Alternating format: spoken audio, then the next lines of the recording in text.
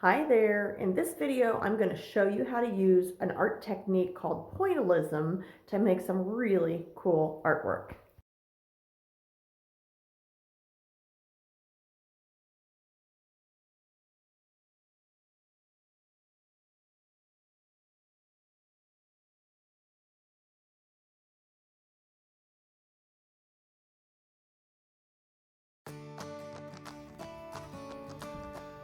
Okay, so we're ready to get started, and for this project you really don't need a whole lot of supplies. You need a pencil or a marker, and I'm going to use colored markers like these today. You can use the bigger ones like the Crayola ones that have a wider tip, or you can use these skinnier ones. And you're also going to need a piece of paper and your pencil. So here's what we're going to do. This is called pointillism, which is basically a fancy word for dots.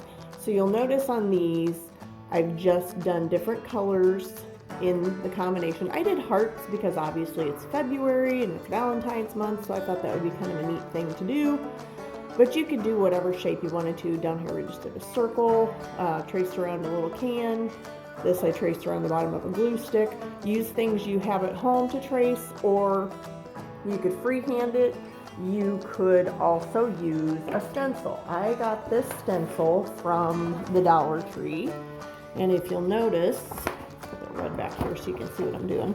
It's on a wheel and it will turn, and it'll give you different shapes of heart that you can trace, which is what I made my sample for.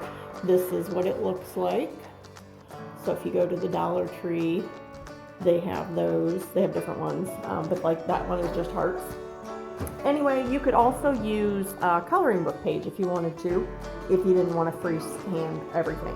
So for today's video, I'm just going to show you how I did my sample page, and I'm just going to start with a heart.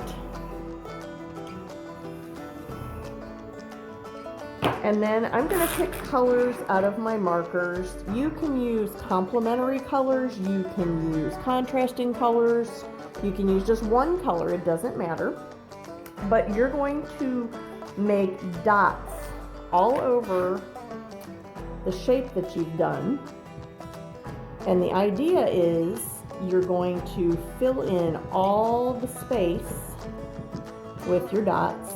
You want to have a little bit of color or white space in between, but if you'll notice, I'm going to go back to my sample here. This one I used a lot of dots to fill in a lot of the space, and there isn't a lot of white showing.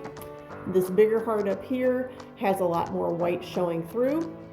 It just depends on how you want to do it. I used individual colors here and kind of gave each one their own section. If you go to this one here, I did a couple different colors in each one. In this one up here, I did like 3 or 4 colors together. So you really can do this however you want to do and make it as densely colored or as lightly colored as you want to. And I mentioned you can use coloring book pages if you'd like to, and you could make those in different colors of, you know, imaginative things. Maybe you're going to do a dog, and instead of doing just brown and gold colors, you might make your dog purple, or you might make your dog green, so you can play around with it and see what you like.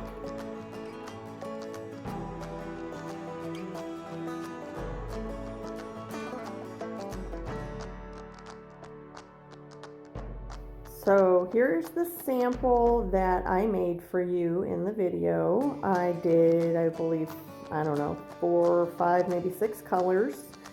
Kind of mixed them up in between, and you see I left a little more white space just so you could see the color differentiation, but you could make it more concentrated if you wanted to. And then when I was all finished inside the heart, I took and went around the outside with a black marker just to kind of make it pop a little bit more so it stands out. You could use the same color as one of the ones inside, or the darker color, it's up to you. Another thing you could do is, if you don't have markers or you don't want to use markers, you could use crayons. You could also use watercolors and a Q-tip and do them that way too. Of course, if you're going to use the watercolors, you probably want to use heavier paper like watercolor paper. So the choice is up to you. There's a lot of options here. Another suggestion, since we're in February, you might want to use some of these and make some Valentines. So like on these, I could cut these out and glue them onto a piece of construction paper folded in half and write my note to whoever I was going to send my Valentine to and make my very own Valentine. So have fun with it. Remember, like I always tell you, there's no wrong way to do it, and I hope you enjoy.